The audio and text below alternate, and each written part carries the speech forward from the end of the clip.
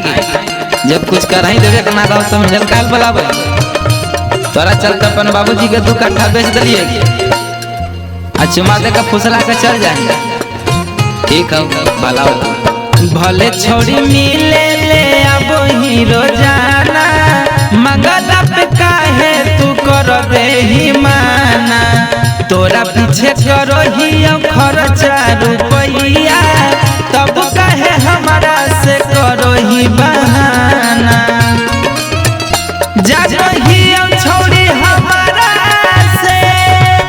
खाली मजा तुले भीगे जब होई जइयो सदिया तो रोज पियावा के दे भीगे जब होई जइयो सदिया तो रोज पियावा के दे भीगे नहीं कबहू चिखाते हो खाली मिलने बुलाते हो नहीं कबहू चिखाते हो जब होई जितो सदिया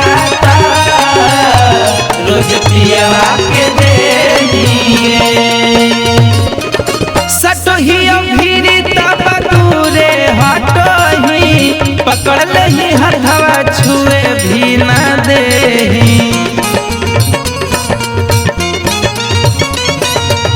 कब मन करो हो कि छोड़ दियो तोरा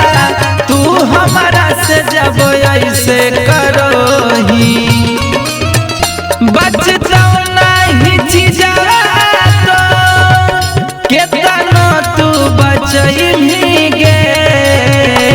जब होई जइयो सदिया तो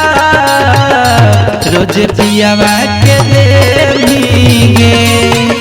जब होई जइयो सदिया तो रोज पियावा के दे भीगे मुझे मिलने का शौक नहीं आता हूँ बस बुलाने पर मुझे मिलने का शौक नहीं आता हूँ बस बुलाने पर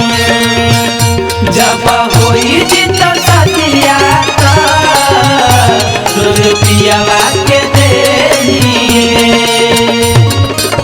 चल जमी ससुर रह जइबै पछता के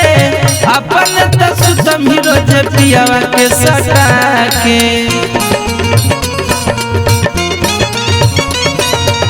केनियो से आइतो त भरले भिकोरा हमारा से भागो हो कि मुहावा फुला के गौतम वरुण के केतना दिन नहीं चीज़वा चिखई भीगे जब होई जितो सदिया तो रोज पियावा के दे भीगे जब होई जितो सदिया तो रोज पियावा के दे भीगे।